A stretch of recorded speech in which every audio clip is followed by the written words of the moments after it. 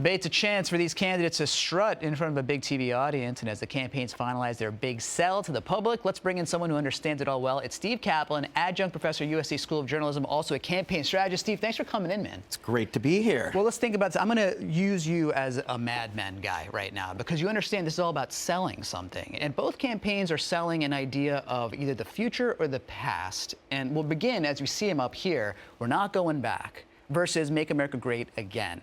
Do the critique, pro, con. We're not going back. Sure. I mean, this is all about change. It's just articulated in two very different ways. Yeah. I think with Kamala's, the Harris campaign, we're not going back, is a clear message to voters that the 4 years of the Trump presidency was a little bit uneasy, a little bit of havoc, and they're looking to say, we're not going back to that. It's safe to say it's a change election.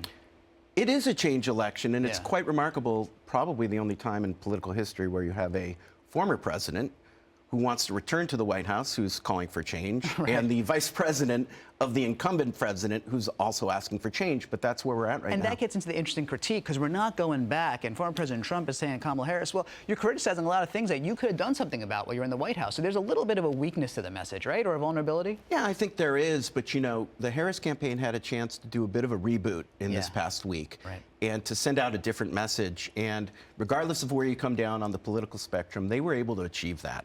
That was a chance for the vice president to reintroduce herself to the American voters. And I have to say, given the hurdles that you have, and you're in production, you understand these things, and in media, to reconstruct an entire convention in the span of 30 days is simply remarkable. So they were able to change that messaging a little bit, and I think it's up to the Trump campaign to put her back on the defensive. Well, let's talk about that, tweaking messaging, because let's say now I am the client, you're the person on Madison Avenue, you're selling the slogan for me, and I'm saying I'm coming with Make America Great Again, and that sounds kind of great again backwards in what you say is a change-oriented election. So how can we tweak this? Yeah, you know, if I was in the Trump campaign, I probably wouldn't tweak it. I mean, the reality is that, for better or worse, that slogan, Make America Great Again,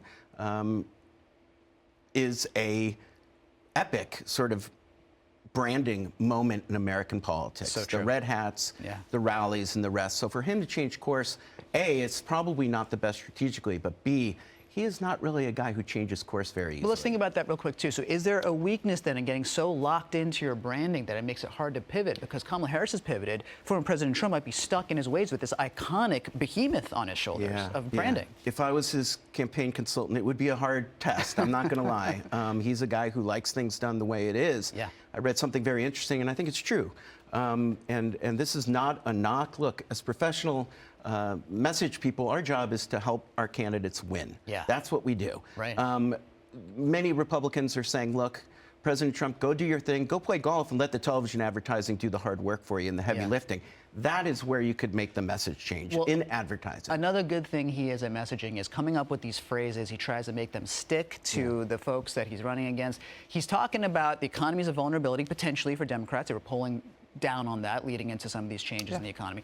The Kamala crash, so this is alliteration. And meanwhile, on the Democrat side, abortion, reproductive rights, they think is a strength. They're talking about the Dobbs dads, those otherwise Republican dads who would say, I have a kid who's a daughter, and for this issue, I'm a Dobbs dad. That Supreme Court case has made me change my mind. Just talk about those phrases, the alliteration, and how they work. Sure. I mean, look, anytime you can have those sort of catchy slogans, it helps. The alliterations are always helpful. I'm not sure voters pay as much attention to it as we do.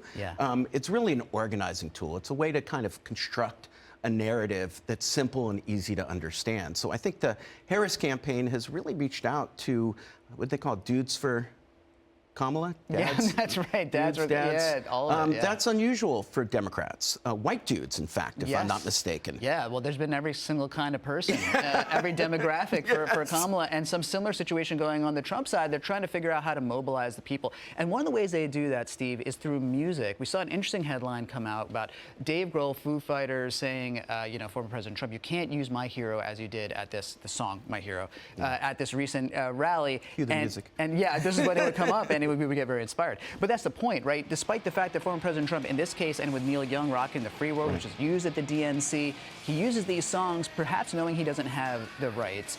Talk about why the campaigns use music and why they proceed sometimes even if they don't have the license. Yeah, you know, music is a really powerful tool. I used to run campaigns, and I remember fights or battles that would happen between the advanced people, the advanced men, we call them, advanced women, who would struggle to get the music for the walk-on for the candidate. And you'd have the guy who likes old school hip hop versus the rock and roll guy, and it would always be a bit of a battle. But yeah, I think that every time he uses his music, you hear Dave Grohl say, I'm going to give the money that I got. Apparently he did get some money for the rights. It's unclear to me. Right. I'm going to contribute that to the Harris campaign. So I guess they think it's worth it. Well, the Trump campaign said they have the rights. Who knows? And you have to fight for your rights, as the Beastie Boys once said. So we'll have to keep on talking about this. Steve Caplan, thank you so much for coming in, man. Always. Thank you for coming on your afternoon. More to talk about. Appreciate it. USC adjunct professor of journalism right there, Steve Caplan.